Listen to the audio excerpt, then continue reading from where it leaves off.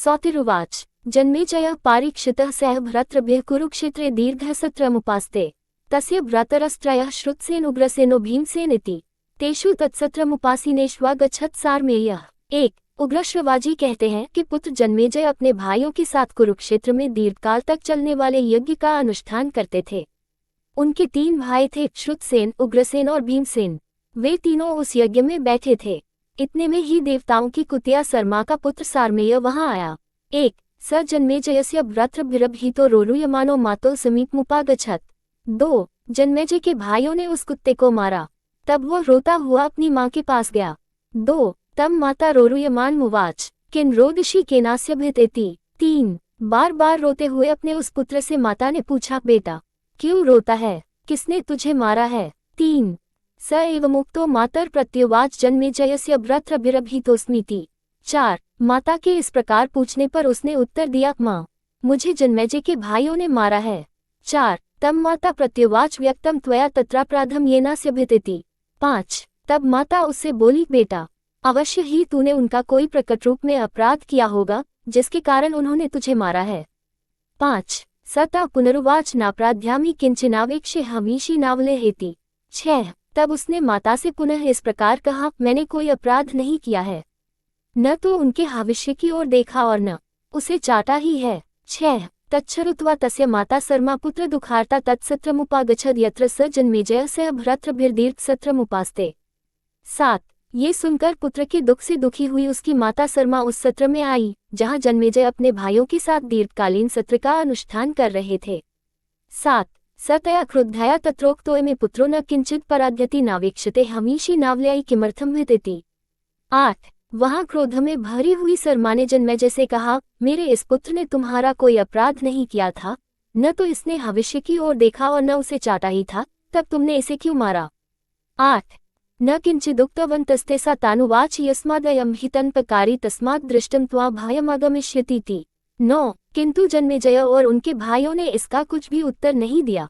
तब सरमा ने उनसे कहा, मेरा पुत्र निरपराध था तो भी तुमने इसे मारा है, अतः तुम्हारे ऊपर अकस्मात ऐसा भय उपस्थित होगा जिसकी पहले से कोई संभावना न रही हो। 9 जन्मेजय एवं मुक्तो देवशून्या सरमया भरिष्यं संभ्रांतो विषनिश्चासीत। 10 देवताओं की कुतिया सरमा के इस प्रकार शाप देने पर जन्मेजय को बड़ी घबराहट हुई और वे बहुत दुखी हो गए।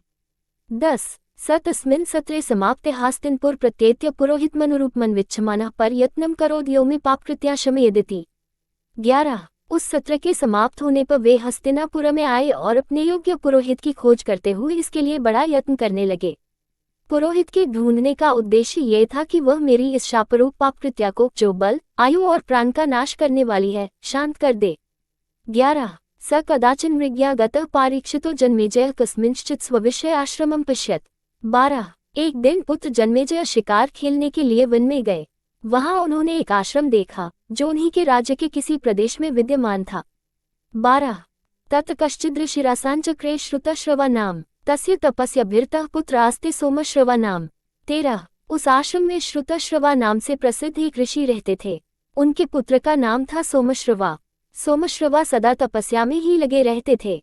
13 तस्य तम पुत्रम विगम्य जन्मेजयः पारीक्षितः पौरोहित्याय वव्रे। 14 कुमार जन्मेजय ने महर्षि श्रुतश्रवा के पास जाकर उनके पुत्र सोमश्रवा का पुरोहित पद के लिए वरण किया। 14 स नमस्कृत्य तम ऋषिमुवाच भगवन्नयं तव पुत्रो मम पुरोहितोस्त्विति। 15 राजा ने पहले महर्षि को नमस्कार करके कहा, भगवान आपके ये पुत्र सोमश्रवा मेरे पुरोहित हों। 15 स एवमुक्तः प्रत्युवाच जन्मेजन भो जन्मेजय पुत्रोऽयं मम सर्पया जातो महत्पस्वी स्वाध्याय संपन्नो मत्तपोवीर्य संभूतो मच्छुक्रम पीत्वत्यास्तस्याः कुक्षौ जातः। 16 उनके ऐसा कहने पर श्रुतश्रवा ने जन्मेजय को इस प्रकार उत्तर दिया, महाराज जन्मेजय, मेरा ये पुत्र सोमश्रवा सर्पिनी के गर्भ से पैदा हुआ है। यह बड़ा तपस्वी और स्वाध्यायशील है। मेरे तपोबल से इसका भरण पोषण हुआ है। एक समय एक सर्पिनी ने मेरा वीर्यपान कर लिया था, अतः उसी के पेट से इसका जन्म हुआ है। 16 समर्थोऽयं भवतः सर्वाः पापकृत्याः शमयितुं मंतरेण महादेव कृत्याम्। 17 ये तुम्हारी संपूर्ण पापकृत्याओं, शापजनित उपद्रवों का निवारण करने में समर्थ है। केवल भगवान शंकर की कृत्या को यह नहीं टाल सकता। 17 अस्य त्वेकमुपांशुव्रतं यदेन कश्चित् ब्राह्मणः कञ्चिदर्थं भ्याचेत् तं तस्मै दद्यादयं यद्येतदुत्सहसे ततो नयस्वेनमिति। 18 किंतु इसका एक गुप्त नियम है। यदि कोई ब्राह्मण इसके पास आकर इससे किसी वस्तु की याचना करेगा तो यह उसे उसकी अभीष्ट वस्तु अवश्य देगा। यदि तुम उदारतापूर्वक इसके इस व्यवहार को सहन कर सको अथवा इसकी इच्छापूर्ति का उत्साह दिखा सको तो इसे ले जाओ। 18 तेन मुक्तो जन्मेजयस्तम प्रत्युवाच भगवंस्तत्तथा भविष्यतीति। 19 श्रुतश्रवा के ऐसा कहने पर जन्मेजय ने उत्तर दिया, भगवन, सब कुछ उनकी रुचि के अनुसार ही होगा। 19 सतम पुरोहितमुपादायोपावृतो भ्रातृनुवाच मयायं वृत उपाध्यायो यदयं ब्रूयात् तत्कार्यं विचारयद्भिर्भवद्भिरिति। तेन मुक्ता भ्रातरस्तस्य तथा चक्रुः स तथा भ्रातृया संदिश्य तक्षशिला प्रत्यभिप्रतस्थितं च देशं वशे स्थापयामास। 20 फिर वे सोमश्रवा पुरोहित को साथ लेकर लौटे और अपने भाइयों से बोले, इन्हें मैंने अपना उपाध्याय पुरोहित बनाया है। ये जो कुछ भी कहें उसे तुम्हें बिना किसी सोच विचार के पालन करना चाहिए। जन्मेजय के ऐसा कहने पर उनके तीनों भाई पुरोहित की प्रत्येक आज्ञा का ठीक ठीक पालन करने लगे।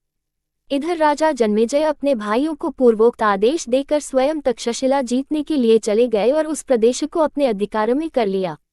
20 एतस्मिन्नन्तरे कश्चिदृशिर्धौम्यो नामायुधस्तस्य शिष्यास्त्रयो बभूवुरुपमन्युरारुनिर्वेदिश्चिति। 21 गुरु की आज्ञा का किस प्रकार पालन करना चाहिए, इस विषय में आगे का प्रसंग कहा जाता है। इन्हीं दिनों आयुधौम्य नाम से प्रसिद्ध एक महर्षि थे। उनके 3 शिष्य हुए, उपमन्यु, आरुणि पांचाल तथा वेद। 21 स एकम शिष्यमारुणि पांचाल्यम प्रेषयामास गच्छ केदारखंडम बधानेति। 22 एक दिन उपाध्याय ने अपने एक शिष्य पांचाल देशवासी आरुणि को खेत पर भेजा और कहा, वत्स, जाओ क्यारियों की टूटी हुई मेड़ बांध दो। 22 स उपाध्यायन संदिष्ट आरुणे पांचाल्यस्तत्र गत्वा तत्केदारखंडम बद्धु नाशकत स क्लिश्यमानोपश्यदुपायं भवत्वेव करिष्यामि। 23 उपाध्याय के इस प्रकार आदेश देने पर पांचाल देशवासी आरुणि वहां जाकर उस धान की क्यारी की मेड़ बांधने लगा, परंतु बांध न सका। मेड़ बांधने के प्रयत्न में ही परिश्रम करते करते उसे एक उपाय सूझ गया और वह मन ही मन बोल उठा, अच्छा ऐसा ही करूं। 23 स तत्र संविवेश केदारखंडे शयाने च तथा तस्मिन् स्थितम् तिस्थौ। 24 वह क्यारी की टूटी हुई मेड़ की जगह स्वयं ही लेट गया। उसके लेट जाने पर वहां का बहता हुआ जल रुक गया।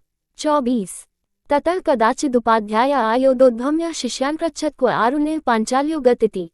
25 फिर कुछ काल के पश्चात उपाध्याय आयोधौम्य ने अपने शिष्यों से पूछा, पांचाल निवासी आरुणि कहाँ चला गया। 25 ते तं प्रत्युचुर भगवंस्त्वयं प्रेषितो गच्छ केदारखंडं बधानेति। स एव मुक्तस्तान् शिष्यान् प्रत्युवाच तस्मात् तत्र सवे गच्छामो यत्र स गतिति। 26 शिष्यों ने उत्तर दिया, भगवन, आप ही ने तो उसे यह कहकर भेजा था कि जाओ क्यारी की टूटी हुई मेड़ बांध दो। शिष्यों के ऐसा कहने पर उपाध्याय ने उनसे कहा, तो चलो हम सब लोग वहीं चले जहां आरुणि गया है। 26 स तत्र गत्वा तस्याह्वानाय शब्दम चकार भो आरुणे पांचाल्य क्वासी वत्से ही थी। 27 वहां जाकर उपाध्याय ने उसे आने के लिए आवाज दी, पांचाल निवासी आरुणि कहाँ हो वत्स, यहाँ आओ। 27 स तच्छ्रुत्वा आरुणिरुपाध्याय वाक्यम तस्मात् केदारखंडात् सहसोत्थायतमुपाध्यायमुपतिस्थे। 28 उपाध्याय का यह वचन सुनकर आरुणि पांचाल सहसा उस क्यारी की मेड़ से उठा और उपाध्याय के समीप आकर खड़ा हो गया। 28 प्रोवाच्यानमयमस्म्यत्र केदारखंडे निःसरमान्मुक्तं वारणीयं संरोधु संविष्टो भगवच्छब्द श्रुत्वा सहसा विदार्य केदारखंडं भवन्तम् उपस्थितः। 29 फिर उनसे विनयपूर्वक बोला, भगवन, मैं ये हूँ, क्यारी की टूटी हुई मेड़ से निकलते हुए अनिवार्य जल को रोकने के लिए स्वयं ही यहाँ लेट गया था। इस समय आपकी आवाज सुनते ही सहसा उस मेड़ को विदीर्ण करके आपके पास आ खड़ा हुआ। 29 तद्विवादये भगवन्तमाज्ञापयतु भवान् कमर्थ करवानी थी। 30 मैं आपके चरणों में प्रणाम करता हूँ, आप आज्ञा दीजिए, मैं कौन सा कार्य करूँ। 30 स एव मुक्तोपाध्याय प्रत्युवाच यस्माद् भवान् केदारखंडं विदार्योक्तितस्तस्मादुदालकैव नाम्ना भवान् भविष्यतीत्युपाध्यायेनानुगृहीतः।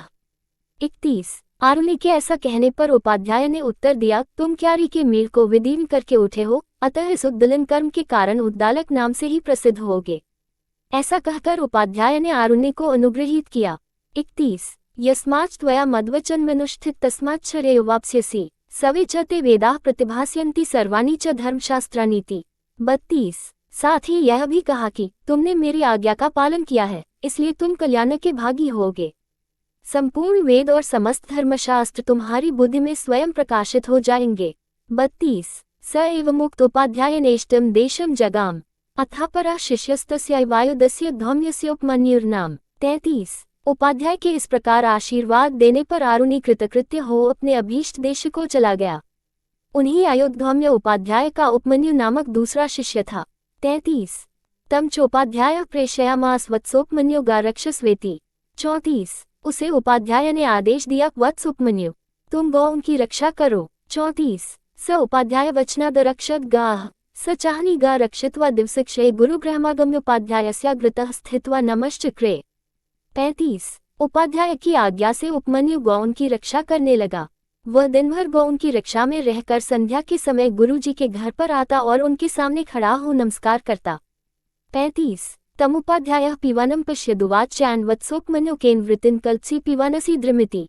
36 उपाध्याय ने देखा उपमन्यु खूब मोटा ताजा हो रहा है, तब उन्होंने पूछा, बेटा उपमन्यु तुम कैसे जीविका चलाते हो जिससे इतने अधिक हृष्ट पुष्ट हो रहे हो। 36 स उपाध्यायं प्रत्युवाच भो भैक्ष्यं वृत्तिं कल्पयामीति। 37 उसने उपाध्याय से कहा, गुरुदेव मैं भिक्षा से जीवन निर्वाह करता हूँ। 37 तमुपाध्यायः प्रत्युवाच मयि निवेद्य भैक्ष्यं नोप्योक्तव्यमिति। स तथित्युक्त्वा भैक्ष्यं चरित्वोपाध्यायाय न्यवेदयत्। 38 ये सुनकर उपाध्याय उपमन्यु से बोले, मुझे अर्पण किए बिना तुम्हें भिक्षा का अन्न अपने उपयोग में नहीं लाना चाहिए। उपमन्यु ने बहुत अच्छा कहकर उनकी आज्ञा स्वीकार कर ली। अब वह भिक्षा लाकर उपाध्याय को अर्पण करने लगा। 38 स तस्मादुपाध्यायः सर्वमेव भैक्ष्यं गृह्णात् स तथित्युक्त्वा पुनरक्षद्गाः अहानि रक्षित्वा निशामुखे गुरुकुलमागम्य गुरुर्वृतः स्थित्वा नमश्चक्रे। 39 उपाध्याय उपमन्यु से सारी भिक्षा ले लेते थे। उपमन्यु तथास्तु कहकर पुनः पूर्ववत गौ की रक्षा करता रहा। वह दिन भर गौ की रक्षा में रहता और संध्या के समय पुनः गुरु के घर पर आकर गुरु के सामने खड़ा हो नमस्कार करता था। 39 तमुपाध्यायस्तथापि पिबान्मेव दृष्ट्वोवाच वत्सोपमन्यो सर्वं शेषतस्ते भैक्ष्यं गृह्णामि केनेदानी वृत्तिं कल्पयसीति।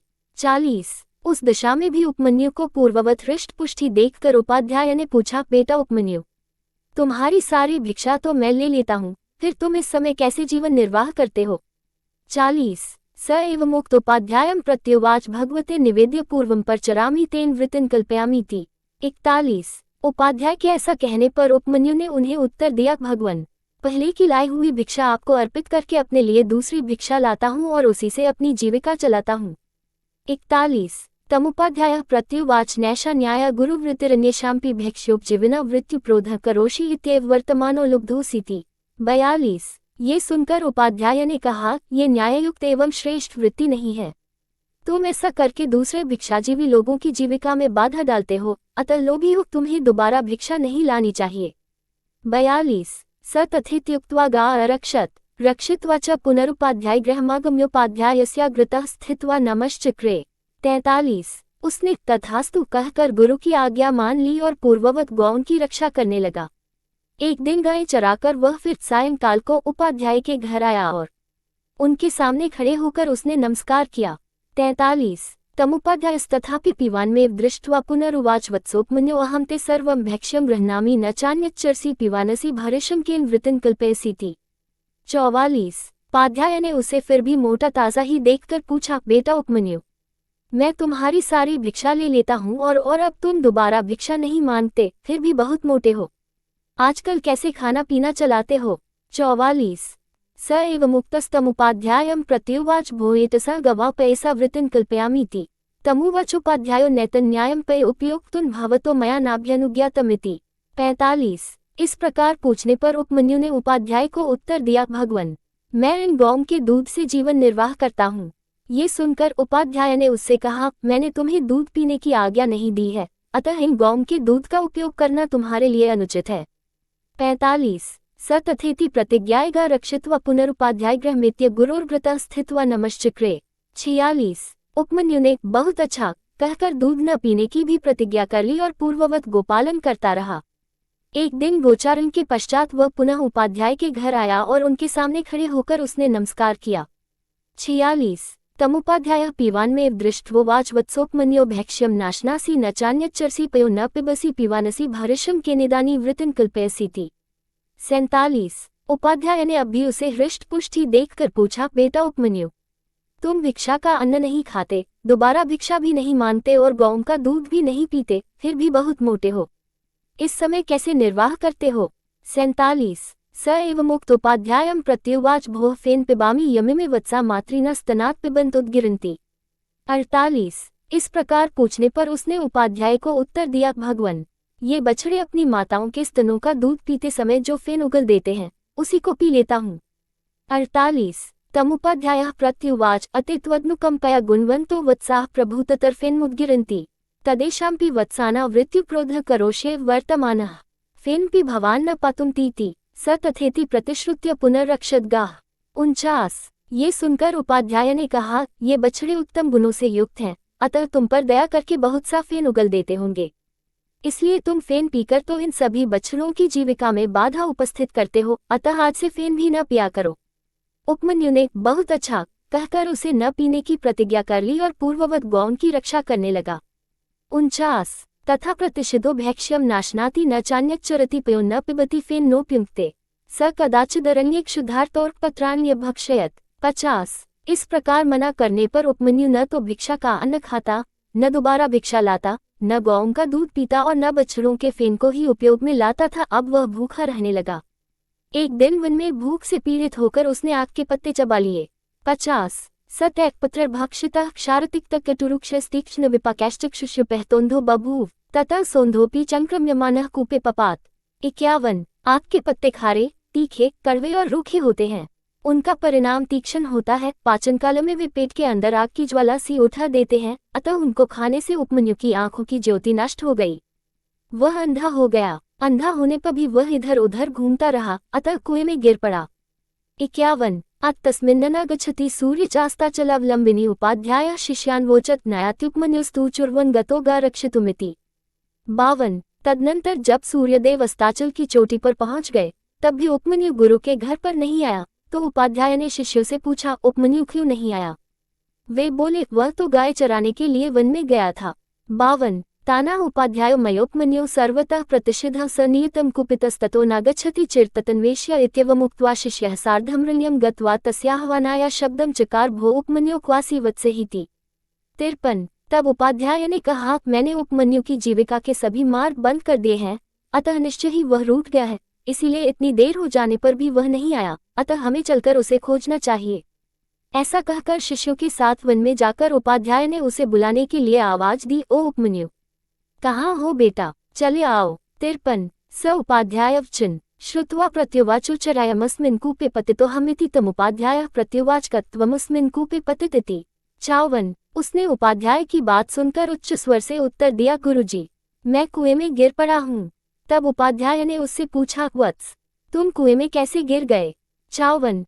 स उपाध्यायं प्रत्युवाच अर्कपत्राणि भक्षयित्वान्धीभूतोऽस्म्यतः कूपे पतितिति। 55। उसने उपाध्याय को उत्तर दिया, भगवन, मैं आग के पत्ते खाकर अंधा हो गया हूँ, इसीलिए कुएं में गिर गया। 55। तमुपाध्यायः प्रत्युवाच अश्विनोऽस्तु हि तो देवभिश्चौक्त्वा चक्षुष्मन्तं कर्ताराविति स एव मुक्तोपाध्यायनोपमन्युरश्विनोऽस्तोतुमुक्चक्रमे देवावश्विनो वाग्भिर्ऋग्भिः। 56। तब उपाध्याय ने कहा, वत्स, दोनों अश्विनी कुमार देवताओं के वैद्य हैं, तुम उन्हीं की स्तुति करो, वे तुम्हारी आंखें ठीक कर देंगे। उपाध्याय के ऐसा कहने पर उपमन्यु ने अश्विनी कुमार नामक दोनों देवताओं की ऋग्वेद के मंत्रों द्वारा स्तुति प्रारंभ की। 56। प्रपूर्वगो पूर्वजो चित्रभानु गिरा वाशसामी तपसा ह्यनन्तो दिव्यो सुपर्णो विरजो विमाना वदिक्षिपन्तो भुवनानि विश्वा। 57। हे अश्विनी कुमारों, आप दोनों सृष्टि से पहले विद्यमान थे, आप ही पूर्वज हैं, आप ही चित्रभानु हैं। मैं वाणी और तप के द्वारा आपकी स्तुति करता हूँ, क्योंकि आप अनंत हैं, दिव्य स्वरूप हैं, सुंदर पंख वाले दो पक्षी की भांति सदा साथ रहने वाले हैं, रजोगुण शून्य तथा अभिमान से रहित हैं, संपूर्ण विश्व में आरोग्य का विस्तार करते हैं। 57। हिरण्मयो शकुनी सांप्रायो नासत्यदस्रो सुनसो वै जयंतो शुक्लम वयंतो तरसा सुविमा वधिव्ययंतावसित विवस्वतः। 58। सुनहरे पंख वाले दो सुंदर विहंगमों की भांति आप दोनों बंधु बड़े सुंदर हैं, पारलौकिक उन्नति के साधनों से संपन्न हैं। नासत्य तथा दस्र ये दोनों आपके नाम हैं। आपकी नासिका बड़ी सुंदर है। आप दोनों निश्चित रूप से विजय प्राप्त करने वाले हैं। आप ही विवस्वान सूर्य देव के सुपुत्र हैं, अतः स्वयं ही सूर्य रूप में स्थित हो दिन तथा रात्रि रूप काले तंतुओं से संवत्सर रूप वस्त्र बुनते रहते हैं और उस वस्त्र द्वारा वेगपूर्वक देवयान और पितृयान नामक सुंदर मार्गों को प्राप्त कराते हैं। 58 ग्रस्ता सुपर्णस्य बलेन वर्तिका ममुंचतमश्विनो सौभगाय तावत् सुवृतावन्मन्त मायया वसक्तमा गा अरुणा उदावहन। 59 परमात्मा की कालशक्ति ने जीवरूपी पक्षी को अपना ग्रास बना रखा है। आप दोनों अश्विनी कुमार नामक जीवन मुक्त महापुरुषों ने ज्ञान देकर कैवल्यरूप महान सौभाग्य की प्राप्ति के लिए उस जीव को काल के बंधन से मुक्त किया है। माया के सहवासी अत्यंत अज्ञानी जीव जब तक राग आदि विषयों से आक्रांत हो अपनी इंद्रियों के समक्ष नतमस्तक रहते हैं, तब तक वे अपने आप को शरीर से आबद्ध ही मानते हैं। 59 षष्टिश्च गावस्त्रिशताश्च धेनव एकम वत्सम सुवते तम दोहंती नाना गोष्ठा विहिता एक दोहना स्तावश्विनो दत्तो घर्म मुक्त्यम। 60 दिन एवं रात ये मनोवांछित फल देने वाली 360 दुधारू गौएं हैं। वे सब एक ही संवत्सर रूपी बछड़े को जन्म देती और उसको पुष्ट करती हैं। वह बछड़ा सबका उत्पादक और संहारक है। जिज्ञासु पुरुष उक्त बछड़े को निमित्त बनाकर उन गौओं से विभिन्न फल देने वाली शास्त्रविहित क्रियाएं दोहते रहते हैं। उन सब क्रियाओं का एक तत्व ज्ञान की इच्छा ही दोहनीय फल है। पूर्वोक्त गौओं को आप दोनों अश्विनी कुमार ही दोहते हैं। 60 महाभारत का पौष्य पर्व तृतीय अध्याय एकानाभिन सप्तशता अराह श्रिता प्रदिश्वन्या विंशतिरर्पिता अराह अनेनी चक्रम परिवर्तेज मायाश्विनो समनिक्ति चर्शनी। 61 हे अश्विनी कुमारों, इस कालचक्र की एकमात्र संवत्सर ही नाभि है जिस पर रात और दिन मिलाकर 720 अरे टिके हुए हैं। वे सब 12 मासरूपी प्रधियों अरों को थामने वाले पुट्ठों में जुड़े हुए हैं। अश्विनी कुमारों, यह अविनाशी एवं माया में कालचक्र बिना नियम के ही नियत गति से घूमता तथा इहलोक और परलोक दोनों लोकों की प्रजाओं का विनाश करता रहता है। 61 एकम चक्रम वर्ते द्वादशार शनाभिमेकाक्षमृत्स्य धारणम यस्मिन् देवा अधिविश्वे विषिक्ता स्तावश्विनो मुंचतम मा विशीतम। 62 अश्विनी कुमारों, मेष आदि 12 राशियां जिसके 12 अरे, 6 ऋतुएं जिसकी 6 नाभियां हैं और संवत्सर जिसकी एक धुरी है, वह एकमात्र कालचक्र सब ओर चल रहा है। यही कर्मफल को धारण करने वाला आधार है। इसी में संपूर्ण कालाभिमानी देवता स्थित हैं। आप दोनों मुझे इस कालचक्र से मुक्त करें, क्योंकि मैं यहाँ जन्म आदि के दुख से अत्यंत कष्ट पा रहा हूँ। 62 अश्विनाविंदुमृत वृत भूयो तिरोधत्तामश्विनो दासपत्नी हित्वा गिरिमश्विनो गा मुदाचरन्तो तद्वृष्ट महना प्रस्थित बलस्य। 63 हे अश्विनी कुमारों, आप दोनों में सदाचार का बाहुल्य है। आप अपने सुयश से चंद्रमा, अमृत तथा जल की उज्ज्वलता को भी तिरस्कृत कर देते हैं। इस समय मेरु पर्वत को छोड़कर आप पृथ्वी पर सानंद विचर रहे हैं। आनंद और बल की वर्षा करने के लिए ही आप दोनों भाई दिन में प्रस्थान करते हैं।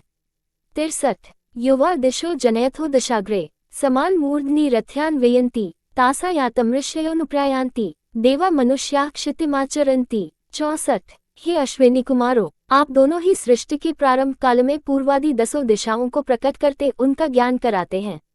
उन दिशाओं के मस्तक अर्थात अंतरिक्ष लोक में रथ से यात्रा करने वाले तथा सबको समान रूप से प्रकाश देने वाले सूर्यदेव जी का और आकाश आदि 5 भूतों का भी आप ही ज्ञान कराते हैं। उन दिशाओं में सूर्य का जाना देखकर ऋषिलोक भी उनका अनुसरण करते हैं तथा देवता और मनुष्य अपने अधिकार के अनुसार स्वर्ग या मर्त्यलोक की भूमि का उपयोग करते हैं। 64 युवा वर्णान विकुरुतो विश्वरूपा स्तेदीक्षयन्ते भुवनानि विश्वा ते भान्वोप्यनुसृताश्चरन्ति देवा मनुष्या क्षितिमाचरन्ति। 65 हे अश्विनी कुमारों, आप अनेक रंग की वस्तुओं के सम्मिश्रण से सब प्रकार की औषधियां तैयार करते हैं जो संपूर्ण विश्व का पोषण करती हैं। वे प्रकाशमान औषधियां सदा आपका अनुसरण करती हुई आपके साथ ही विचरती हैं। देवता और मनुष्य आदि प्राणी अपने अधिकार के अनुसार स्वर्ग और मर्त्यलोक की भूमि में रहकर उन औषधियों का सेवन करते हैं। 65 तो नासत्यावश्विनो वा मह्य स्रजम चया बिभृथा पुष्करस्य तो नासत्यावमृतावृता वृद्धा वृति देवास्तक प्रपदे न सूते। 66 अश्विनी कुमारों, आप ही दोनों नासत्य नाम से प्रसिद्ध हैं। मैं आपकी तथा आपने जो कमल की माला धारण कर रखी है उसकी पूजा करता हूँ। आप अमर होने के साथ ही सत्य का पोषण और विस्तार करने वाले हैं। आपके सहयोग के बिना देवता भी उस सनातन सत्य की प्राप्ति में समर्थ नहीं है। 66 मुखिन गर्भ लभ्यता युवानो गतासुरे तत्प्रपदेन सूते सद्यो जातो मातर्मक्ति गर्भ स्तावश्विनो मुंचतो जीवसे गाह। 67 युवक माता पिता संतानोत्पत्ति के लिए पहले मुख से अन्नरूप गर्भ धारण करते हैं। तत्पश्चात पुरुषों में वीर्य रूप में और स्त्री में रजो रूप से परिणत होकर वह अन्न जड शरीर बन जाता है। तत्पश्चात जन्म लेने वाला गर्भस्थ जीव उत्पन्न होते ही माता के स्तनों का दूध पीने लगता है। हे अश्विनी कुमारों, पूर्वोक्त रूप से संसार बंधन में बंधे हुए जीवों को आप तत्वज्ञान देकर मुक्त करते हैं। मेरे जीवन निर्वाह के लिए मेरी नेत्रेंद्रिय को भी रोग से मुक्त करें। 67 स्तोतु न शक्नोमि गुणर्भवन्तो चक्षुर्विहीनः पथि संप्रमोहः दुर्गेयमस्मिन् पतितोऽस्मि कूपे युवा शरण्यो शरण प्रपद्ये। 68 अश्विनी कुमारों, मैं आपके गुणों का बखान करके आप दोनों की स्तुति नहीं कर सकता। इस समय नेत्रहीन अंधा हो गया हूँ, रास्ता पहचानने में भी भूल हो जाती है, इसीलिए इस दुर्गम कूप में गिर पड़ा हूँ। आप दोनों शरणागत वत्सल देवता हैं, अतः मैं आपकी शरण लेता हूँ। 68 इत्येव तेनाभिष्टुता वाश्विना वा जगमतुराहतुश्चेन प्रीतो स्वअष्टे पुपोषाननमिति। 69 इस प्रकार उपमन्यु की स्तवन करने पर दोनों अश्विनी कुमार वहां आए और उससे बोले, उपमन्यु, हम तुम्हारे ऊपर बहुत प्रसन्न हैं। ये तुम्हारे खाने के लिए पुआ है, इसे खा लो। 69 स एव मुक्तः प्रत्युवाच नान्वितमुचितुर्भगवन्तो न त्वहमेतं पुपमुपयोक्तुमुत्सहे गुरवे निवेद्येति। 70 उनके ऐसा कहने पर उपमन्यु बोला, भगवान, आपने ठीक कहा है, तथापि मैं गुरुजी को निवेदन किए बिना इस पुए को अपने उपयोग में नहीं ला सकता। 70 ततस्तमश्विनावुचितुः अवाभ्य पुरस्ताद् भावत उपाध्यायनेम्यवाभिष्टुताभ्यां पुपोदत उपयुक्तः सत्यना निवेद्य गुर्वे त्वम्पि तथैव कुरुष्व यथा कृतमुपाध्यायनेति। 71 तब दोनों अश्विनी कुमार बोले, वत्स, पहले तुम्हारे उपाध्याय ने भी हमारी इसी प्रकार स्तुति की थी।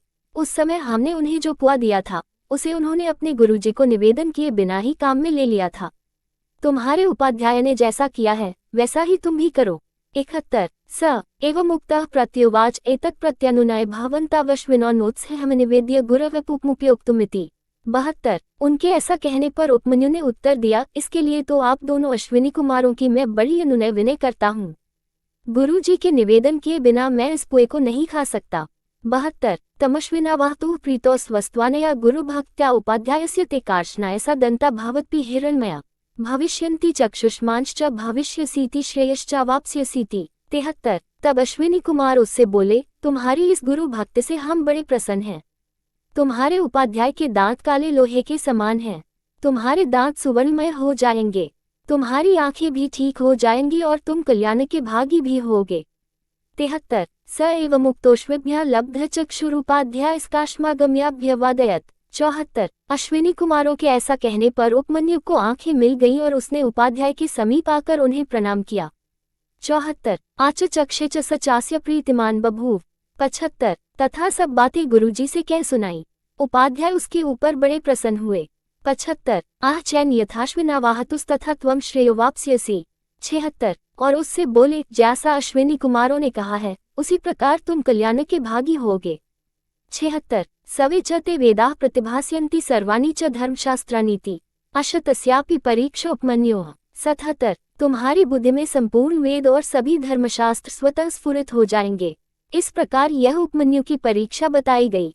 77 अथापरा शिष्यस्तस्य वायुदस्य धौम्यस्य वेदो नाम तमुपाध्यायः समादिदेश वत्स वेदिहास्यता तावन्मम गृहे कंचित का शुश्रूषुना च भवितव्यम श्रेयस्ते भविष्यतीति। 78 उन्हीं आयुधौम्य के तीसरे शिष्य थे वेद। उन्हें उपाध्याय ने आज्ञा दी, वत्स वेद, तुम कुछ काल तक यहाँ मेरे घर में निवास करो, सदा शुश्रूषा में लगे रहना, इससे तुम्हारा कल्याण होगा। 78 स तथेत्युक्त्वा गुरुकुले दीर्घकालं गुरु शुश्रूषन् परोवसद् गौरव नित्यं गुरुना धूर्षु नियोज्यमानः शीतोष्णक्षुतृष्णादुःखसः सर्वत्र प्रतिकूलस्तस्य महता कालेन गुरुः परितोष जगाम। 79 वेद बहुत अच्छा कहकर गुरु के घर में रहने लगे। उन्होंने दीर्घकाल तक गुरु की सेवा की। गुरुजी उन्हें बैल की तरह सदा भारी बोझ ढोने में लगाए रखते थे और वेद सर्दी गर्मी तथा भूख प्यास का कष्ट सहन करते हुए सभी अवस्थाओं में गुरु के अनुकूल ही रहते थे। इस प्रकार जब बहुत समय बीत गया तब गुरुजी उन पर पुनर्तः संतुष्ट हुए। 79 तत्परितोषात् श्रेयः सर्वज्ञता चावाप अशतस्यापि परीक्षा वेदस्य। 80 गुरु के संतोष से वेद ने श्रेय तथा सर्वज्ञता प्राप्त कर ली। इस प्रकार यह वेद की परीक्षा का वृतांत कहा गया। 80 स उपाध्यायनानुज्ञातः समावृत्स्तस्माद् गुरुकुलवासाद् गृहाश्रम प्रत्यपद्यत। तस्यापि स्वगृहे वसतस्त्रयः शिष्या बभूवुः। स शिष्या न किंचिदुवाच कर्म वा क्रियता गुरुशुश्रूषा चेति। दुःखाभिज्ञो हि गुरुकुलवासस्य शिष्यान् परिक्लेशेन योजयितुं नियेष। 81। तदनंतर उपाध्याय की आज्ञा होने पर वेद समावर्तन संस्कार के पश्चात स्नातक होकर गुरुगृह से लौटे। घर आकर उन्होंने गृहस्थाश्रम में प्रवेश किया। अपने घर में निवास करते समय आचार्य वेद के पास 3 शिष्य रहते थे, किंतु वे काम करो अथवा गुरु सेवा में लगे रहो इत्यादि रूप से किसी प्रकार का आदेश अपने शिष्यों को नहीं देते थे, क्योंकि गुरु के घर में रहने पर छात्रों को जो कष्ट सहन करना पड़ता है उससे वे परिचित थे। इसलिए उनके मन में अपने शिष्यों को क्लेशदायक कार्य में लगाने की कभी इच्छा नहीं होती थी। 81। अत कस्मिंश्चित् काले वेदं ब्राह्मणः जन्मेजयः पौष्यश्च क्षत्रियावुपेत्य वरित्वोपाध्यायं चक्रतुः। 82। स कदाचिद् याज्ञकार्येणाभिप्रस्थित उत्तङ्कनामान् शिष्यं नियोजयामास। 83। भो यद्गृहे परिह्यते तदिच्छाम्यहं परिह्यमान् भवता क्रियमाणमिति स एवं प्रतिसन्दिश्योत्तङ्क वेदः प्रवासं जगाम। 84। एक समय की बात है, ब्रह्मवेत्ता आचार्य वेद के पास आकर जन्मेजय और पौष्य नाम वाले 2 क्षत्रियों ने उनका वरण किया और उन्हें अपना उपाध्याय बना लिया। तदनंतर एक दिन उपाध्याय वेद ने यजमान के कार्य से बाहर जाने के लिए उद्यत हो उत्तंक नाम वाले शिष्य को अग्निहोत्र आदि के कार्य में नियुक्त किया और कहा, वत्स उत्तंक, मेरे घर में मेरे बिना जिस किसी वस्तु की कमी हो जाए उसकी पूर्ति तुम कर देना, ऐसी मेरी इच्छा है। उत्तंक को ऐसा आदेश देकर आचार्य वेद बाहर चले गए। 82। 84। अथोत्तंक शुश्रूषुर गुरुनियोग मनुतिष्ठमानो गुरुकुले वसति स्म। स तत्र वसमान उपाध्याय स्त्रीभिः सहिताभिराहुयोक्तः। 85। उत्तंक गुरु की आज्ञा का पालन करते हुए सेवा प्रायण हो गुरु के घर में रहने लगे। वहां रहते समय उन्हें उपाध्याय के आश्रय में रहने वाली सब स्त्रियों ने मिलकर बुलाया और कहा। 85। उपाध्यायानि ते ऋतुमति उपाध्यायश्च प्रोषितोऽस्या यथायमृतुर्वन्ध्यो न भवति तथा क्रियतामेषा विषीदतीति। 86। तुम्हारी गुरुपत्नी रजस्वला हुई हैं और उपाध्याय परदेश गए हैं, उनका ये ऋतुकाल जिस प्रकार निष्फल न हो वैसा करो, इसके लिए गुरुपत्नी बड़ी चिंता में पड़ी है। 86। एवं उक्तस्ताः स्त्रियः प्रत्युवाच न मया स्त्रीणा वचनादिदं कार्यं करणीयं न ह्यहम् उपाध्यायेन संदिष्टो कार्यमपि त्वया कार्यमिति। 87। ये सुनकर उत्तंक ने उत्तर दिया, मैं स्त्रियों के कहने से यह न करने योग्य निंद्य कर्म नहीं कर सकता। उपाध्याय ने मुझे ऐसी आज्ञा नहीं दी है कि तुम न करने योग्य कार्य भी कर डालना। 87। तस्य पुनरुपाध्यायः कालांतरेण गृहमाजगाम तस्मात् प्रवासात् स तु तद् वृत्तं तस्याशिशमुपलभ्य प्रीतिमान् भूत्।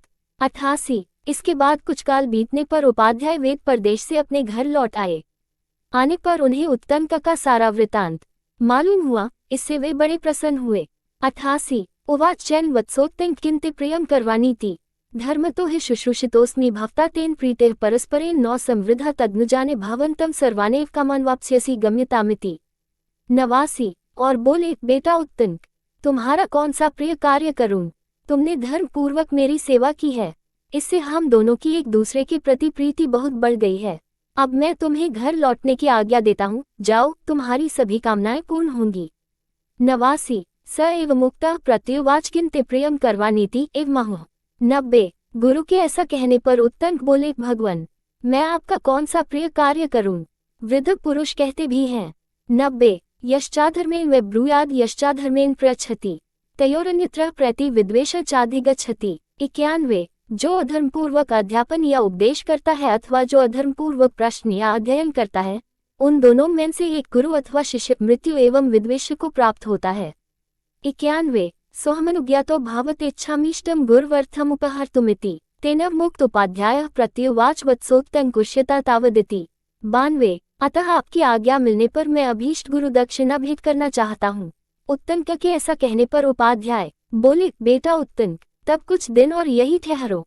92। स कदाचिद उपाध्याय माहोत्तंक आज्ञापयतु भवान किंते प्रियमुपहरामि गुर्वर्थमिति। 93। तदनंतर किसी दिन उत्तंक ने फिर उपाध्याय से कहा, भगवान, आज्ञा दीजिए, मैं आपको कौन सी प्रिय वस्तु गुरु दक्षिणा के रूप में भेंट करूं? 93। तमुपाध्यायः प्रत्युवाच वत्सोत्तंक बहुशो माचोदेसी गुर्वर्थम उपहरामीति तद्गच्छेन प्रविश्योपाध्यायाय प्रयच्छ किमुपहरामीति। 94। अशयद् ब्रवीति तदुपाहरस्वेति। ये सुनकर उपाध्याय ने उनसे कहा, वत्स उत्तंक, तुम बार बार मुझसे कहते हो कि मैं क्या गुरुदक्षिणा भेंट करूं। अतः जाओ, घर के भीतर प्रवेश करके अपनी गुरुपत्नी से पूछ लो कि मैं क्या गुरुदक्षिणा भेंट करूं। 94 वे जो बतावे वही वस्तु उन्हें भेंट करो। स एव मुक्तोपाध्यायनोपाध्यायानीं पृच्छद भगवत्युपाध्यायनास्म्यनुज्ञातो गृहं गन्तुमिच्छामीष्टं ते गुर्वर्थमुपहृत्यान्नो गन्तुमिति। 95 तदाज्ञापयतु भवती किमुपहरामि गुर्वर्थमिति। उपाध्याय के ऐसा कहने पर उत्तंक ने गुरुपत्नी से पूछा, देवी, उपाध्याय ने मुझे घर जाने की आज्ञा दी है, अतः मैं आपको कोई अभीष्ट वस्तु गुरुदक्षिणा के रूप में भेंट करके गुरु के ऋण से उऋण होकर जाना चाहता हूँ। 95 अतः आप आज्ञा दें, मैं गुरुदक्षिणा के रूप में कौन सी वस्तु ला दूं। सैव मुक्तोपाध्यायानी तमुतंक प्रत्युवाच गच्छ पौष्यं प्रति राजान कुंडले भिक्षितु तस्य क्षत्रिया पिनिधे। 96 उत्तंक के ऐसा कहने पर गुरुपत्नी उनसे बोली, वत्स, तुम राजा पौष्य के यहाँ उनकी क्षत्रानी पत्नी ने जो दोनों कुंडल पहन रखे हैं उन्हें मांग लाने के लिए जाओ। 16 ते आनेयस्व चतुर्थेहनि पुण्यकम भाविता ताभ्यामाबधाभ्या शोभमाना ब्राह्मणान् परिवेष्टुमिच्छामि तत्संपादयस्व एवं ही कुर्वतः श्रेयो भावितान्यथा कुतः श्रेयेति। 97 और उन कुंडलों को शीघ्र ले आओ। आज के चौथे दिन पुण्य व्रत होने वाला है। मैं उस दिन कानों में उन कुंडलों को पहनकर सुशोभित हो ब्राह्मणों को भोजन परोसना चाहती हूँ, अतः तुम मेरा यह मनोरथ पूर्ण करो, तुम्हारा कल्याण होगा, अन्यथा कल्याण की प्राप्ति कैसे संभव है। 97 स एव मुक्तस्तया प्रातिष्ठतोत्तंकः स पथि गच्छन् पश्यदृषभमति प्रमाणतमधिरुच पुरुषमति प्रमाणमेव स पुरुषोत्तंकमभ्यभाषत। 98 गुरुपत्नी के ऐसा कहने पर उत्तंक वहां से चल दिए। मार्ग में जाते समय उन्होंने एक बहुत बड़े बैल को और उस पर चढ़े हुए एक विशालकाय पुरुष को भी देखा। उस पुरुष ने उत्तंक से कहा, 98 वो उत्तंक्य तत्पुरुषमस्य ऋषभस्य भक्षयस्वेति स एव मुक्तो नेच्छत। 99 उत्तंक तुम इस बैल का गोबर खा लो, किंतु उसके ऐसा कहने पर भी उत्तंक को वह गोबर खाने की इच्छा नहीं हुई। 99 तमाह पुरुषो भूयो भक्षयस्वोत्तंकमा विचारयोपाध्यायनापीते भक्षित पूर्वमिति। 100 तब वह पुरुष फिर उनसे बोला, उत्तंक खा लो, विचार न करो, तुम्हारे उपाध्याय ने भी पहले इसे खाया था। 100 स एव मुक्तो बार्मित्युक्त्वा तदा तद वृषभस्य मूत्रं पुरुष च भक्षयित्वोत्तंकः संभ्रमादुत्थितवपुप्स्पृश्य प्रतिस्थे। 101 उसके पुनः ऐसा कहने पर उत्तंक ने बहुत अच्छा कहकर उसकी बात मान ली और उस बैल के गोबर तथा मूत्र को खा पीकर उतावली के कारण खड़े खड़े ही आचमन किया। फिर वे चल दिए। 101 यत्र स क्षत्रियः पौष्यस्तमुपेत्यासीनं पश्यदुत्तंकः स उत्तंकस्तमुपेत्याशीर्भिरभिनन्द्योवाच। 102 जहाँ वे क्षत्रिय राजा पौष्य रहते थे वहां पहुंचकर उत्तंक ने देखा वे आसन पर बैठे हुए हैं। तब उत्तंक ने उनके समीप जाकर आशीर्वाद से उन्हें प्रसन्न करते हुए कहा। 102 अर्थी भवन्तमुपागतोऽस्मीति स एन विवाद्योवाच भगवन् पौष्यः खल्व किं करवानीति। 103 राजन मैं याचक होकर आपके पास आया हूँ। राजा ने उन्हें प्रणाम करके कहा, भगवान मैं आपका सेवक पौष्य हूँ, कहिए किस आज्ञा का पालन करूं। 103 तमुवाच गुर्वर्थ कुंडलयोर्थेनाभ्यागतोऽस्मीति ये वृत्ते क्षत्रिया पिनद्दे कुंडले ते भवान दातुमतीति। 104 उत्तंक ने पौष्य से कहा, राजन मैं गुरुदक्षिणा के निमित्त 2 कुंडलों के लिए आपके यहाँ आया हूँ। आपकी क्षत्रानी ने जिन्हें पहन रखा है उन्हीं दोनों कुंडलों को आप मुझे दे दें, यह आपके योग्य कार्य है। 104 तम प्रत्युवाच पौष्यः प्रविश्यान्तः पुरक्षत्रिया याचितामिति स तेन मुक्तः प्रविश्यान्तः पुरक्षत्रिया नापश्यत। 105 ये सुनकर पौष्य ने उत्तंक से कहा, ब्रह्मन आप अंतःपुर में जाकर क्षत्रानी से वे कुंडल मांग लें। राजा के ऐसा कहने पर उत्तंक ने अंतःपुर में प्रवेश किया, किंतु वहां उन्हें क्षत्रानी नहीं दिखाई दी। 105 स पौष्यं पुनरुवाच न युक्तं भवतः मन्वितेनोपचरितो न हितेन्तःपुरे क्षत्रिया सन्निहिता नैना पश्यामि। 106 तब वे पुनः राजा पौष्य के पास आकर बोले, राजन आप मुझे संतुष्ट करने के लिए झूठी बात कहकर मेरे साथ छल करें, यह आपको शोभा नहीं देता है। आपके अंतःपुर में क्षत्रानी नहीं है, क्योंकि वहां वे मुझे नहीं दिखाई देती हैं। 106 स एव मुक्तः पौष्य क्षणमात्रं विमृश्योत्तंक प्रत्युवाच नियतं भवानुच्छिष्टः स्मर्तावन्न हेसा क्षत्रिया उच्छिष्टेना शुचिना शिक्या द्रष्टुं पतिव्रतात्वात् सैषाना शुचेर्दर्शन विपैतीति। 107 उत्तंक के ऐसा कहने पर पौष्य ने एक क्षण तक विचार करके उन्हें उत्तर दिया, निश्चय ही आप झूठे मुंह हैं, स्मरण तो कीजिए, क्योंकि मेरी क्षत्रानी पतिव्रता होने के कारण उच्छिष्ट अपवित्र मनुष्य के द्वारा नहीं देखी जा सकती है। आप उच्छिष्ट होने के कारण अपवित्र हैं, इसलिए वे आपकी दृष्टि में नहीं आ रही हैं। 107 अथैव मुक्त उत्तंका स्मृत्ववाचास्ति खलु मयोत्थितेनोपस्पृष्टं गच्छता चेति तं पौष्य प्रत्युवाच अश्ते व्यतिक्रमोन्नोत्थितेनोपस्पृष्टं भवतीति शीघ्रं गच्छता चेति। 108 उनके ऐसा कहने पर उत्तंक ने स्मरण करके कहा, हाँ अवश्य ही मुझमें अशुद्धि रह गई है। यहाँ की यात्रा करते समय मैंने खड़े होकर चलते चलते आचमन किया है। तब पौष्य ने उनसे कहा, ब्राह्मण, यही आपके द्वारा विधि का उल्लंघन हुआ है। खड़े होकर और शीघ्रतापूर्वक चलते चलते किया हुआ आचमन नहीं के बराबर है। 108 अथोत्तंकस्तम तथेत्युक्त्वा मुखोपविश्य सुप्रक्षालित पाणिपादब्दनो निःशब्दाभिर्फेनाभिरानुष्णाभिर्हृद्भिस्त्रिर्पित्वा द्विपरिमृज्य खान्यद्भिरुपस्पृश्य चान्तःपुर प्रविवेश। 109 तत्पश्चात उत्तंक राजा से, ठीक है, ऐसा कहकर हाथ पैर और मुंह भली भांति धोकर पूर्वाभिमुख हो आसन पर बैठे और हृदय तक पहुंचने योग्य शब्द तथा फेन से रहित शीतल जल के द्वारा 3 बार आचमन करके उन्होंने 2 बार अंगूठे के मूल भाग से मुख पूंछा और नेत्र नासिका आदि इंद्रिय गोलकों का जल सहित अंगुलियों द्वारा स्पर्श करके अंतःपुर में प्रवेश किया। 109 ततस्तां क्षत्रियां पश्यत स च दृष्ट्वोत्तंक प्रत्युत्थायाभिवाद्यो वाच स्वागतम ते भगवन्नाज्ञापय किंकरवानीति। 110 तब उन्हें क्षत्राणी का दर्शन हुआ। महारानी उत्तंक को देखते ही उठकर खड़ी हो गई और प्रणाम करके बोली, भगवान आपका स्वागत है, आज्ञा दीजिए, मैं क्या सेवा करूं। 110 स तामुवाचेते कुंडले गुरुवर्त में भिक्षते दातुमर्हसीति सा प्रीता तेन तस्य सद्भावेन पात्रमयं नतिक्रमण्यश्चेति मत्वा ते कुंडलेवमुच्यास्मै प्रायच्छदाः तक्षको नागराजः सुभृशं प्रार्थयत्य प्रमत्तो नेतुमर्हसीति। 111 उत्तंक ने महारानी से कहा, देवी, मैंने गुरु के लिए आपके दोनों कुंडलों की याचना की है, वे ही मुझे दे दें। महारानी उत्तंक के उस सद्भाव गुरु भक्ति से बहुत प्रसन्न हुई। उन्होंने ये सोचकर कि ये सुपात्र ब्राह्मण हैं, इन्हें निराश नहीं लौटाना चाहिए, अपने दोनों कुंडल स्वयं उतारकर उन्हें दे दिए और उनसे कहा, ब्राह्मण, नागराज तक्षक इन कुंडलों को पाने के लिए बहुत प्रयत्नशील हैं, अतः आपको सावधान होकर इन्हें ले जाना चाहिए। 111 स एव मुक्तस्ता क्षत्रिया प्रत्युवाच भगवती सुनिर्वृता भव न मा शक्तस्तक्षको नागराजो धर्षयितुमिति। 112 रानी के ऐसा कहने पर उत्तंक ने उन क्षत्राणी से कहा, देवी, आप निश्चिंत रहें, नागराज तक्षक मुझसे भिड़ने का साहस नहीं कर सकता। 112 स एव मुक्त्वा तां क्षत्रियामामन्त्र्य पौष्यस्काश्मागच्छत् आह चैन भो पौष्य प्रीतोस्मीति तमुतिंक पौष्य प्रत्युवाच। 113 महारानी से ऐसा कहकर उनसे आज्ञा ले उत्तंक राजा पौष्य के निकट आए और बोले, महाराज पौष्य, मैं बहुत प्रसन्न हूँ और आपसे विदा लेना चाहता हूँ। ये सुनकर पौष्य ने उत्तंक से कहा। 113 भगवंश्चिरेण पात्रमासाद्यते भावांश्च गुणवानतिथिस्तदिच्छे श्राद्धं कर्तुं क्रियताक्षणिति।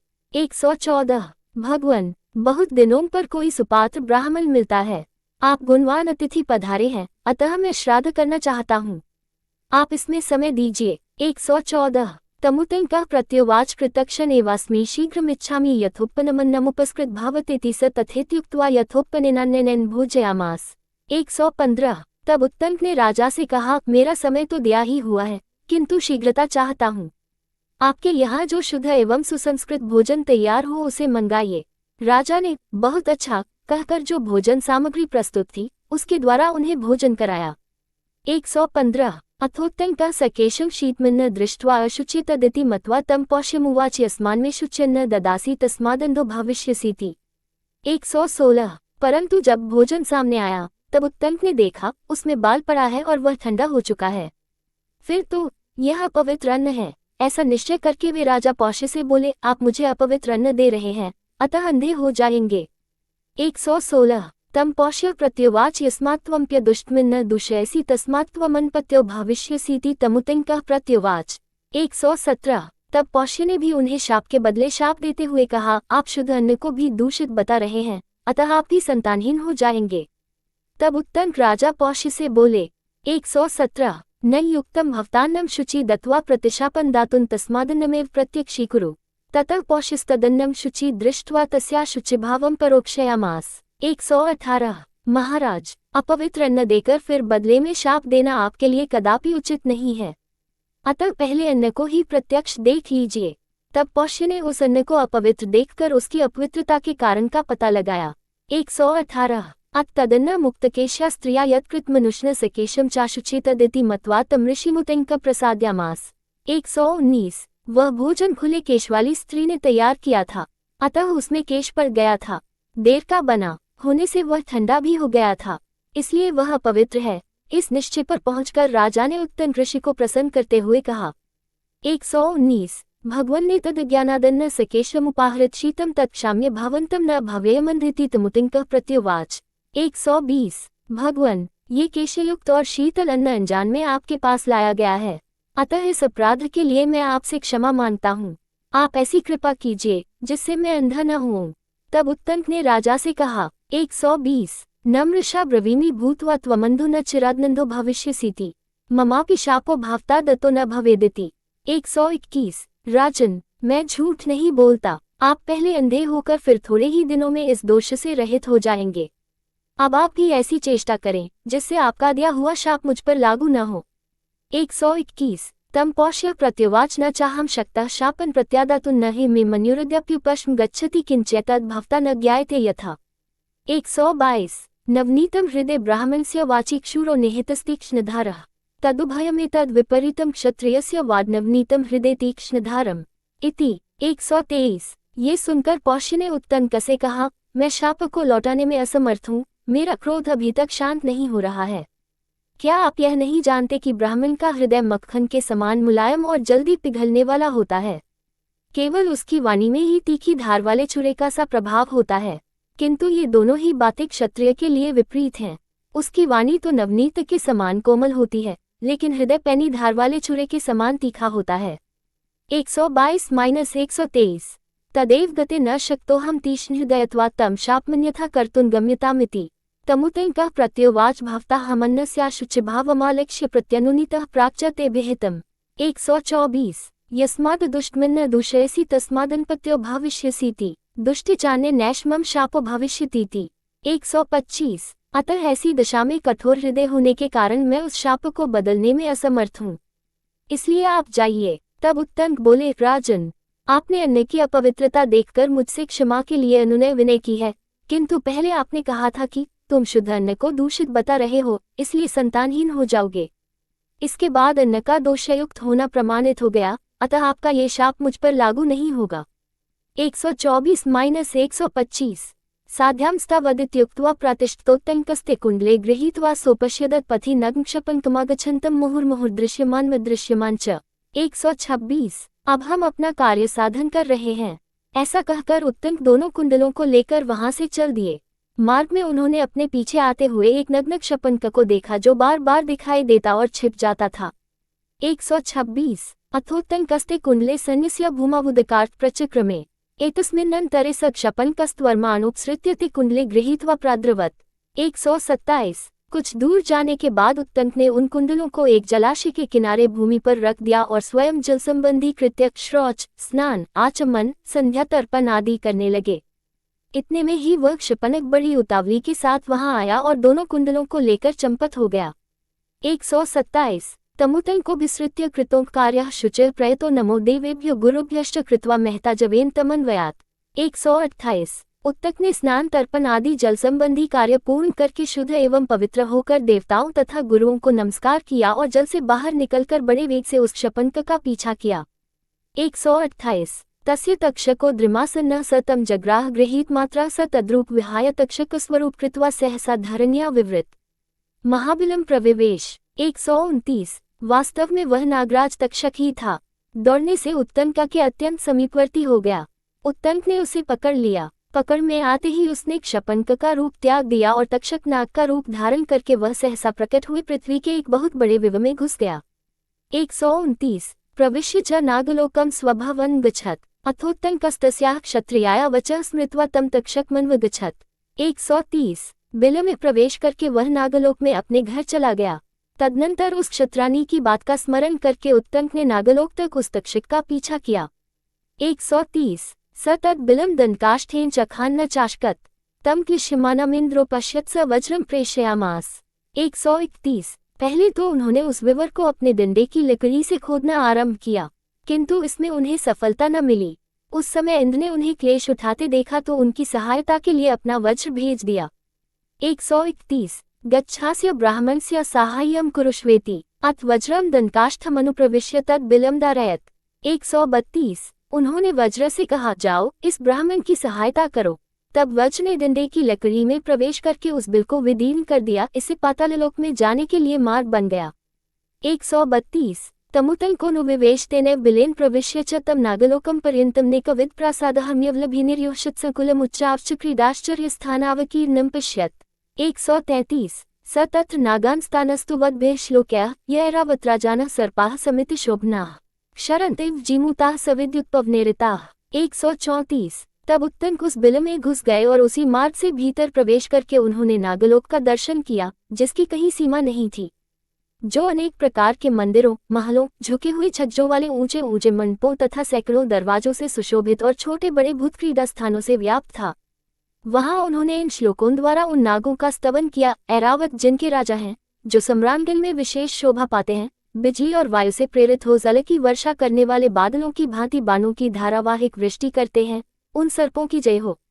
133-134 सुरूपा बहुरूपाश्च तथा कलमाशकुंडलाः आदित्यवन्नाक पृष्ठे रैजुरैरावतद्भवाः। 135 ऐरावत कुल में उत्पन्न नागगुणों में से कितने ही सुंदर रूप वाले हैं, उनके अनेक रूप हैं, वे विचित्र कुंडल धारण करते हैं तथा आकाश में सूर्यदेव की भांति स्वर्गलोक में प्रकाशित होते हैं। 135 बहुनी नागवेशमानी गंगायास्तीरोत्तरे तत्रस्थानपि संस्तौमि महतः पन्नगानहम्। 136 गंगा जी के उत्तर तट पर बहुत से नागों के घर हैं, वहां रहने वाले बड़े बड़े सर्पों की भी मैं स्तुति करता हूँ।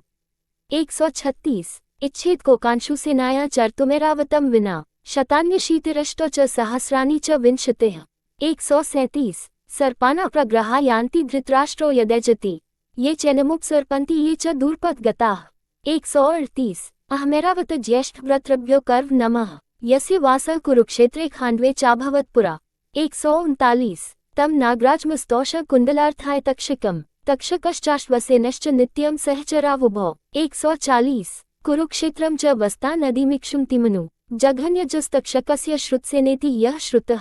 141 अवसर्यो महद्योम्नि प्रार्थयन्नागमुख्यताम् कर्वाणि सदा चाहम नमस्तस्मै महात्मने। 142 ऐरावत नाग के सिवा दूसरा कौन है जो सूर्यदेव की प्रचंड किरणों के सैन्य में विचरने की इच्छा कर सकता है। ऐरावत के भाई धृतराष्ट्र जब सूर्यदेव के साथ प्रकाशित होते और चलते हैं, उस समय 28,008 सर्प सूर्य के घोड़ों की बागडोर बनकर जाते हैं, जो इनके साथ जाते हैं और जो दूर के मार्ग पर जा पहुंचे हैं। ऐरावत के उन सभी छोटे बंधुओं को मैंने नमस्कार किया है, जिनका निवास सदा कुरुक्षेत्र और खांडववन में रहा है। उन नागराज तक्षक की मैं कुंडलों के लिए स्तुति करता हूँ।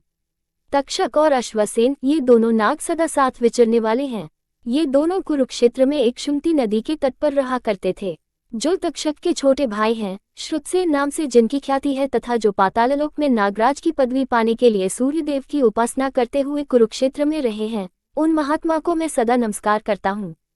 137-142 एवं स्तुत्वा स विप्रशिरुत्तंको भुजगोत्तमान नैवते कुंडले लेभे ततश्चिंतामुपागमत। 143 इस प्रकार उन श्रेष्ठ नागों की स्तुति करने पर भी जब ब्रह्मर्षि उत्तंक उन कुंडलों को न पा सके तो उन्हें बड़ी चिंता हुई। 143 एवं स्तुवन्नपि नागान यदा ते कुंडले नालभत तदा पश्यत् स्त्रियो तंत्रे अधिरोप्य सुवे में पट्वयन्त्यो तस्मिंस्तंत्रे कृष्णाः सिताश्च तन्तवश्चक्रं चापश्यत् द्वादशार्षभ्यः कुमारः परिवर्त्यमान पुरुषः चापश्यदश्वं च दर्शनीयम्। 144 स तान् सर्वान् स्तुष्टाव एभिर्मन्त्रवदेव श्लोक्यः। 145 इस प्रकार नागों की स्तुति करते रहने पर भी जब वे उन दोनों कुंडलों को प्राप्त न कर सके, तब उन्हें वहां दो स्त्रियां दिखाई दी, जो सुंदर करघे पर रखकर सूत के ताने में वस्त्र बुन रही थी। उस ताने में उत्तंक मुनि ने काले और सफेद 2 प्रकार के सूत और 12 हरों का एक चक्र भी देखा, जिसे 6 कुमार घुमा रहे थे। वहीं एक श्रेष्ठ पुरुष भी दिखाई दिए, जिनके साथ एक दर्शनीय अश्व भी था। उत्तंक ने इन मंत्रतुल्य श्लोकों द्वारा उनकी स्तुति की। 144-145 त्रीण्यर्पितान्यत्र शतानि मध्ये षष्टिश्च नित्यं चरति ध्रुवेस्मिन् चक्रे चतुर्विंशतिपर्वयुगे श वै कुमाराः परिवर्तयन्ति। 146 ये जो अविनाशी कालचक्र निरंतर चल रहा है, इसके भीतर 360 हरे हैं, 24 पर्व हैं और इस चक्र को 6 कुमार घुमा रहे हैं। 146 तंत्रम छेदम विश्वरूपे युवत्यो वयतस्तन्तून् सततं वर्तयन्त्यो कृष्णान् सितांश्चैव विवर्तयन्त्यो भूतान्यजस्रं भुवनानि चैव। 147। ये संपूर्ण विश्व जिनका स्वरूप है, ऐसी दो युवतियां सदाकाले और सफेद तंतुओं को इधर उधर चलाती हुई इस वासना जाल रूपी वस्त्र को बुन रही हैं तथा वे ही संपूर्ण भूतों और समस्त भुवनों का निरंतर संचालन करती हैं। 147। वज्रस्य भर्ता भुवनस्य गोप्ता वृत्रस्य हंता नमुचे निहंता कृष्णे वसानो वसने महात्मा सत्यान्विते यो विविनक्ति लोके। 148। यो वाजिन गर्भंपा पुराण वैश्वानर वाहनमभ्युपैति नमोस्तु तस्मै जगदीश्वराय लोकत्रयशाय पुरंद्राय। 149। जो महात्मा वज्र धारण करके तीनों लोकों की रक्षा करते हैं, जिन्होंने वृत्रासुर का वध तथा नमुची दानव का संहार किया है, जो काले रंग के 2 वस्त्र पहनते और लोक में सत्य एवं असत्य का विवेचन करते हैं, जल से प्रकट हुए प्राचीन वैश्वानर रूप अश्व को वाहन बनाकर उस पर चढ़ते हैं तथा जो तीनों लोकों के शासक हैं, उन जगदीश्वर पुरंदर को मेरा नमस्कार है। 148-149। ततः स एन पुरुषः प्राह प्रीतोस्मि तेहमनेन स्तोत्रेण किन्ते प्रियम करवानीति स तमुवाच। 150। तब वह पुरुष उत्तंक से बोला, ब्रह्मन, मैं तुम्हारे इस स्तोत्र से बहुत प्रसन्न हूँ, कहो तुम्हारा कौन सा प्रिय कार्य करूँ। ये सुनकर उत्तंक ने कहा। 150। नागा में वश्मीयुरिति स चैन पुरुषः पुनरुवाच एतमश्वम्पाने धम स्वेति। 151। सब नाग मेरे अधीन हो जाया। उनके ऐसा कहने पर वह पुरुष पुनः उत्तंक से बोला, इस घोड़े की गुदा में फूंक मारो। 151। ततोश्वस्यापान्मधमत ततोश्वाद्धम्यमानात् सर्वश्रोतभ्यः पावकारचषः सधुमा निष्पितुः। 152। ये सुनकर उत्तंक ने घोड़े की गुदा में फूंक मारी। फूंकने से घोड़े के शरीर के समस्त छिद्रों से धुएं से ताग की लपटें निकलने लगी। 152। ताभिर्नगलोकोपधूपितेत संभ्रान्तस्तक्षकोग्नस्तेजो भयाद् विषण्णः कुण्डले गृहीत्वा सहसा भवनान् निष्क्रम्योत्तंकमुवाच। 153। उस समय सारा नागलोक धुएं से भर गया। फिर तो तक्षक घबरा गया और आग की ज्वाला के भय से दुखी हो दोनों कुंडल लिए सहसा घर से निकल आया और उत्तंक से बोला। 153। इमे कुंडले गृह्णातु भवानिति सति प्रतिजग्रहोत्तंकः प्रतिगृह्य च कुंडले चिन्तयत्। 154। ब्राह्मण, आप ये दोनों कुंडल ग्रहण कीजिए। उत्तंक ने उन कुंडलों को ले लिया। कुंडल लेकर वे सोचने लगे। 154। अद्य तक पुण्यकमुपाध्यायान्या दूरचाहम्भ्यगतः स कत्संभावयमिति ततेन चिन्तयान्मेव स पुरुषुवाच। 155। अहो, आज ही गुरुपत्नी का वह पुण्य का व्रत है और मैं बहुत दूर चला आया हूँ। ऐसी दशा में किस प्रकार इन कुंडलों द्वारा उनका सत्कार कर सकूंगा। तब इस प्रकार चिंता में पड़े हुए उत्तंक से उस पुरुष ने कहा। 155। उत्तंकैन्मेवाश्वमधिरोह त्वां क्षणेनवोपाध्याय कुलम प्रापयिष्यतीति। 156। उत्तक, इसी घोड़े पर चढ़ जाओ, ये तुम्हें क्षण भर में उपाध्याय के घर पहुंचा देगा। 156। स तथित्युक्त्वा तमश्वमधिरुह्य प्रत्याजगामोपाध्याय कुलमुपाध्यायानि च स्नाता केशानावापयन्त्युपविष्टोत्तंको नागच्छतीति शापायास्य मनोदधे। 157। बहुत अच्छा कहकर उत्तंक उस घोड़े पर चढ़े और तुरंत उपाध्याय के घर आ पहुंचे। इधर गुरुपत्नी स्नान करके बैठी हुई अपने केश संवार रही थी। उत्तंक अब तक नहीं आया, ये सोचकर उन्होंने शिष्य को शाप देने का विचार कर लिया। 157। अतस्मिन्नन्तरे स उत्तंकः प्रविश्य उपाध्याय कुलमुपाध्यायानि व्यवादयत्ते चास्य कुंडले प्रायच्छत् स चैन प्रत्युवाच। 158। इसी बीच में उत्तंक ने उपाध्याय के घर में प्रवेश करके गुरुपत्नी को प्रणाम किया और उन्हें वे दोनों कुंडल दे दिए। तब गुरुपत्नी ने उत्तंक से कहा। 158। उत्तंक देशे कालभ्यागतः स्वागतम ते वत्स्त्वं नागसी मया न शक्तः श्रेयस्तवोपस्थित सिद्धिमाप्नुहीति। 159। उत्तंक, तू ठीक समय पर उचित स्थान में आ पहुंचा। वत्स, तेरा स्वागत है। अच्छा हुआ जो बिना अपराध के ही तुझे शाप नहीं दिया। तेरा कल्याण उपस्थित है, तुझे सिद्धि प्राप्त हो। 159। अथोत्तंक उपाध्यायमभ्यवादयत् तमुपाध्यायः प्रत्युवाच वत्सोत्तंक स्वागतम ते किंचित् कृतमिति। 160। तदनंतर उत्तंक ने उपाध्याय के चरणों में प्रणाम किया। उपाध्याय ने उससे कहा, वत्स उत्तंक, तुम्हारा स्वागत है, लौटने में देर क्यों लगाए। 160। तमुतंक उपाध्यायं प्रत्युवाच भूस्तक्षकिन में नागराजेन विघ्नः कृतोस्मिन् कर्मणि तेनास्मि नागलोकम गतः। 161। तब उत्तंक ने उपाध्याय को उत्तर दिया, भगवन, नागराज तक्षक ने इस कार्य में विघ्न डाल दिया था, इसलिए मैं नागलोक में चला गया था। 161। ततच मया दृष्टि स्त्रियो तंत्रगिरोप्य पटवन्त्यो तस्मिंश्च कृष्णाः सिताश्च तंतवः किं तत्। 162। वहीं मैंने 2 स्त्रियां देखी, जो करघे पर सूत रखकर कपड़ा बुन रही थी। उस करघे में काले और सफेद रंग के सूत लगे थे।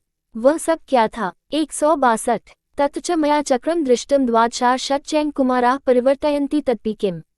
पुरुषश्चापि मया दृष्टः स चापिकः अश्वश्चाति प्रमाणो दृष्टः स चापिकः। 163 वहीं मैंने एक चक्र भी देखा जिसमें 12 हरे थे। 6 कुमार उस चक्र को घुमा रहे थे। वह भी क्या था? वहां एक पुरुष भी मेरे देखने में आया था। वह कौन था? तथा एक बहुत बड़ा अश्व भी दिखाई दिया था। वह कौन था? 163 पथि गच्छता च मया ऋषभो दृष्टस्तम च पुरुषोधिरुधस्तेनास्मि सोपचारमुक्त उत्तंकास्य ऋषभस्य पुरीश भक्षय उपाध्यायनापि ते भक्षितमिति। 164 इधर से जाते समय मार्ग में मैंने एक बैल देखा। उस पर एक पुरुष सवार था। उस पुरुष ने मुझसे आग्रहपूर्वक कहा, उत्तंक, इस बैल का गोबर खा लो, तुम्हारे उपाध्याय ने भी पहले इसे खाया है। 164 ततस्तस्य वचनान्मया तदृषभस्य पुरीशमुपयुक्तं स चापिकः तदेतद् भवतोपदिष्टमिच्छेयं श्रोतुं किं तदिति स तेन मुक्त उपाध्यायः प्रत्युवाच। 165 तब उस पुरुष के कहने से मैंने उस बैल का गोबर खा लिया। अतः वह बैल और पुरुष कौन थे? मैं आपके मुख से सुनना चाहता है, वह सब क्या था? उत्तंक के इस प्रकार पूछने पर उपाध्याय ने उत्तर दिया। 165 ये ते स्त्रियो धाता विधाता च ये च ते कृष्णाः सितास्तन्तवस्ते रात्रियह्नि यद्यपि तच्चक्रं द्वादशार्षवै कुमाराः परिवर्तयन्ति तेऽपि ऋत्वः द्वादशारा द्वादश मासाः संवत्सरश्चक्रम्। 166 वे जो दोनों स्त्रियां थीं वे धाता और विधाता हैं। जो काले और सफेद तंतु थे वे रात और दिन हैं। 12 हरों से युक्त चक्र को जो 6 कुमार घुमा रहे थे वे 6 ऋतुएं हैं। 12 महीने ही 12 हरे हैं। संवत्सर ही वह चक्र है। 166 यह पुरुषः स पर्जन्यो योश्वः सोग्निर्या ऋषभस्त्वया पथि गच्छता दृष्टः स ऐरावतो नागराट। 167 जो पुरुष था वह पर्जन्य इंद्र है। जो अश्व था वह अग्नि है। इधर से जाते समय मार्ग में तुमने जिस बैल को देखा था वह नागराज ऐरावत हैं। 167 यश्चेन्मधिरुः पुरुषः स चेन्द्रो यद्यपि ते भाक्षित तस्य ऋषभस्य पुरीश तद्मृत्तेन खल्वसी तस्मिन् नागभवने न व्यापन्नस्त्वम्। 168 और जो उस पर चढ़ा हुआ पुरुष था वह इंद्र है। तुमने बैल के जिस गोबर को खाया है वह अमृत था, इसीलिए तुम नागलोक में जाकर भी मरे नहीं। 168 स हे भगवान इंद्रो मम सखा त्वदनुक्रोशादि ममनुग्रह कृतवान् तस्मात् कुंडले गृहीत्वा पुनरागतोऽसि। 169 वे भगवान इंद्र मेरे सखा हैं, तुम पर कृपा करके ही उन्होंने यह अनुग्रह किया है। यही कारण है कि तुम दोनों कुंडल लेकर फिर यहाँ लौट आए हो। 169 तत्सौम्य गम्यतां नु जाने भावन्तं श्रेयोवाप्स्यसीति स उपाध्यायनानुज्ञातो भगवान उत्तंकः क्रुद्धस्तक्षकं प्रतिचिकीर्षमाणो हास्तिनपुर प्रतिस्थे। 170 अतः सौम्य, अब तुम जाओ, मैं तुम्हें जाने की आज्ञा देता हूँ, तुम कल्याण के भागी होगे। उपाध्याय की आज्ञा पाकर उत्तंक तक्षक के प्रति कुपित हो उससे बदला लेने की इच्छा से हस्तिनापुर की ओर चल दिए। 170 स हस्तिनपुर प्राप्य न चिराद विप्रसत्तमः समागच्छत राजान्मुतंको जन्मेजयम्। 171 हस्तिनापुर में शीघ्र पहुंचकर विप्रवर उत्तंक राजा जन्मेजय से मिले। 171 पुरा तक्षशिला संस्थान निवृत्तम प्राजितम सम्यग्विजयीन् दृष्ट्वा समन्तान्मन्त्रभिर्वृतम्। 172 तस्मै जयाशिष पूर्वं यथा न्यायं प्रयुज्य सः उवाचन वचः काले शब्द संपन्नया गिरा। 173 जन्मेजय पहले तक्षशिला गए थे, वे वहां जाकर पूर्ण विजय पा चुके थे। उत्तंक ने मंत्रियों से घिरे हुए उत्तम विजय से संपन्न राजा जन्मेजय को देखकर पहले उन्हें न्यायपूर्वक जय संबंधी आशीर्वाद दिया। तत्पश्चात उचित समय पर उपयुक्त शब्दों से विभूषित वाणी द्वारा उनसे इस प्रकार कहा। 172-173 उत्तंक उवाच अन्यस्मिन् कर्णीये तु कार्ये पार्थिव सितम् बाल्यादिवान् यदेव त्वं कुरुषे नृपसितम्। 174 उत्तंक बोले, नृप श्रेष्ठ, जहाँ तुम्हारे लिए करने योग्य दूसरा कार्य उपस्थित हो वहाँ अज्ञानवश तुम कोई और ही कार्य कर रहे हो। 174 सौतिरुवाच एवमुक्तस्तु विप्रेण स राजा जन्मेजयः अर्चित्वा यथा न्यायं प्रत्युवाच द्विजोत्तमम्। 175 उग्रश्रवाजी कहते हैं, विप्रवर उत्तंक के ऐसा कहने पर राजा जन्मेजय ने उन द्विज श्रेष्ठ का विधिपूर्वक पूजन किया और इस प्रकार कहा। 175 जन्मेजय उवाच आसा प्रजाना परिपालनेन स्वं क्षत्रधर्म परिपालयामि प्रब्रूहि मे किं करणीयमद्य येनासि कार्येन समागतस्त्वम्। 176 जन्मेजय बोले, ब्राह्मण, मैं इन प्रजाओं की रक्षा द्वारा अपने क्षत्रिय धर्म का पालन करता हूँ। बताइए, आज मेरे करने योग्य कौन सा कार्य उपस्थित है, जिसके कारण आप यहाँ पधारे हैं। 176 सौतिरुवाच स एव मुक्तस्तु नृपोत्तमेन द्विजोत्तम पुण्यकृता वरिष्ठः उवाच राजान्मदीनसित्त्वम् स्वमेव कार्यम नृप्ति कुरुष। 177 उग्रश्रवाजी कहते हैं, राजाओं में श्रेष्ठ जन्मेजय के इस प्रकार कहने पर पुण्यात्माओं में अग्रगण्य विप्रवर उत्तंक ने उन उदार हृदय वाले नरेश से कहा, महाराज, वह कार्य मेरा नहीं, आपका ही है, आप उसे अवश्य कीजिए। 177 उत्तंक उवाच तक्षकिन महीन्द्रेन्द्रियन्ते हिंसितः पिता तस्मै प्रतिकुरुष त्वं पन्नगाया दुरात्मने। 178 इतना कहकर उत्तंक फिर बोले, भूपाल शिरोमणे, नागराज तक्षक ने आपके पिता की हत्या की है, अतः आप उस दुरात्मा सर्प से इसका बदला लीजिए। 178 कार्यकालम हि मन्येय विधिदृष्टस्य कर्मणः तद्गच्छापचिति राजन पितुस्तस्य महात्मनः। 179 मैं समझता हूँ, शत्रुनाशन कार्य की सिद्धि के लिए जो सर्पयज्ञ रूप कर्म शास्त्र में देखा गया है, उसके अनुष्ठान का यह उचित अवसर प्राप्त हुआ है। अतः राजन, अपने महात्मा पिता की मृत्यु का बदला आप अवश्य लें। 179 तेन ह्यन्पराधि सदष्टो दुष्टान्तरात्मना पंचत्वमग्मद राजा वज्राहतिव द्रुमः। 180 यद्यपि आपके पिता महाराज ने कोई अपराध नहीं किया था, तो भी उस दुष्टात्मा सर्प ने उन्हें डस लिया और वे वज्र के मारे हुए वृक्ष की भांति तुरंत ही गिरकर काल के गाल में चले गए। 180 बलदर्पस्मुत्सिक्तस्तक्षकः पन्नगाधमः अकार्यं कृतवान पापो योदशत पितृतव। 181 सर्पों में अधम तक्षक अपने बल के घमंड से उन्मत्त रहता है, उस पापी ने यह बड़ा भारी अनुचित कर्म किया जो आपके पिता को डस लिया।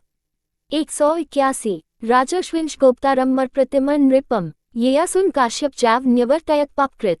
182 वे महाराज परीक्षित राजर्षियों के वंश की रक्षा करने वाले और देवताओं के समान तेजस्वी थे।